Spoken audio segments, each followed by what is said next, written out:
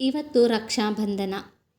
ಇವತ್ತು ಎಲ್ಲ ಅಕ್ಕ ತಂಗಿ ಅವರವರ ಅಣ್ಣ ತಮ್ಮಗ ರಾಖಿ ಕಟ್ಟಿ ಸಂಭ್ರಮದಿಂದ ಆಚರಣೆ ಮಾಡ್ತಾರೆ. ಈ ರಾಖಿ ಹಬ್ಬ ಯಾಕೆ ಬಂತು ಅನ್ನೋದು ಬಹುಶಃ ಎಲ್ಲರಿಗೂ ಗೊತ್ತಿರಬಹುದು. ಶ್ರೀಕೃಷ್ಣ ಪರಮಾತ್ಮ ಕೈಯಲ್ಲಿ ಸುದರ್ಶನ ಚಕ್ರ ಹಿಡಿದಿರ್ತಾನೆ. ಆಕಸ್ಮಿಕವಾಗಿ ಬೆರಳಿಗೆ ತಾಗಿ ರಕ್ತ ಸುರಿತಿರ್ತದ. ಅದನ್ನು ನೋಡಿ ದ್ರೌಪದಿ ತನ್ನ ಸೀರೆ ತುದಿಯನ್ನು ಹರಿದು ಕೃಷ್ಣನ ಬೆರಳಿಗೆ ಕಟ್ತಾಳೆ. ಆವಾಗ ರಕ್ತ ಸೋರೋದು ನಿಲ್ತದಂತ ಹೇಳ್ತಾರೆ. ಆ ಸಮಯದಾಗ ಶ್ರೀಕೃಷ್ಣ ದ್ರೌಪದಿಗೆ ಒಂದು ವಚನ ಕೊಡ್ತಾನೆ. ಏನು ಅಂದ್ರೆ, ನೀನು ಯಾವುದೇ ಸಂದರ್ಭದಲ್ಲಿ ಯಾವುದೇ ಸಮಯದಾಗ ನಿನಗೆ ನನ್ನಿಂದ ಒಂದು ರಕ್ಷಣೆ ಬೇಕಿದ್ರೆ ನಾ ಬಂದು ನಿನ್ನ ರಕ್ಷಣೆ ಮಾಡ್ತೀನಿ ಅಂತ ಒಂದು ವಚನ ಕೊಟ್ಟಿರ್ತಾನೆ. ಅದೇ ಸಂಕೇತವಾಗಿ ಇಟ್ಟುಕೊಂಡು ಎಲ್ಲ ಅಕ್ಕ ತಂಗಿ ಅಣ್ಣ ತಮ್ಮಂದಿರು ಈ ರಾಖಿ ಕಟ್ಟಿ ನಾನು ನಿನಗೆ ರಕ್ಷಣೆ ಆಗಿದ್ದೀನಿ ಅಂತ ಒಂದು ಹೇಳುತ್ತಾ ರಾಖಿ ಕಟ್ತಾರೆ.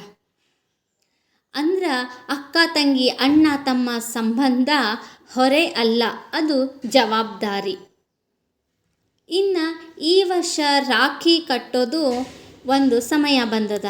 ಬೆಳಿಗ್ಗೆ 5ರಿಂದ 2 ಗಂಟೆವರೆಗೂ ಕಟ್ಟಬಾರ್ದು, ಅದು ಭದ್ರಾ ಸಮಯ ಅಂತ ಹೇಳ್ತಾರೆ. ಇನ್ನು 2 ಗಂಟೆಯಿಂದ ರಾತ್ರಿ 9 ಗಂಟೆವರೆಗೂ ರಾಖಿ ಕಟ್ಟಬಹುದು ಅಂತ ಹೇಳ್ತಾರೆ. ಈ ಭದ್ರಾ ಸಮಯ ಅಂದ್ರೆ ಏನು ಅಂದ್ರೆ, ಭದ್ರಾ ಅನ್ನೋಳು ಸೂರ್ಯದೇವರ ಮಗಳು, ಶನಿದೇವರ ತಂಗಿ. ಅವಳಿಗೆ ಒಂದು ವರ ಸಿಕ್ಕಿರ್ತದ. ಒಂದು ಶುಭ ಕಾರ್ಯವನ್ನು ಅಶುಭ ಕಾರ್ಯವನ್ನಾಗಿ ಪರಿವರ್ತನೆ ಮಾಡೋ ಒಂದು ವರ ಸಿಕ್ಕಿರ್ತದ. ಹಾಗಾಗಿ ಈ ಸಮಯದಾಗ ಯಾರೂ ಒಳ್ಳೆ ಕಾರ್ಯನ ಮಾಡಂಗಿಲ್ಲ. ಹಾಗಾಗಿ ನೀವು ಎಲ್ಲರೂ 2 ಗಂಟೆ ನಂತರ ರಾಖಿ ಕಟ್ಟಿ ಸಂಭ್ರಮದಿಂದ ಅಕ್ಕ ತಂಗಿ ಅಣ್ಣ ತಮ್ಮ ಸಂಬಂಧವನ್ನು ಆಚರಣೆ ಮಾಡ್ಬೋದು. ಆಗಲೇ ಹೇಳಿದಂಗೆ ಅಣ್ಣ ತಮ್ಮ ಅಕ್ಕ ತಂಗಿ ಸಂಬಂಧ ಹೊರೆ ಅಲ್ಲ, ಜವಾಬ್ದಾರಿ. ಖರೆ ಅದಲ್ಲ ಮತ್ತು ನಾ ಹೇಳಿದ್ದು.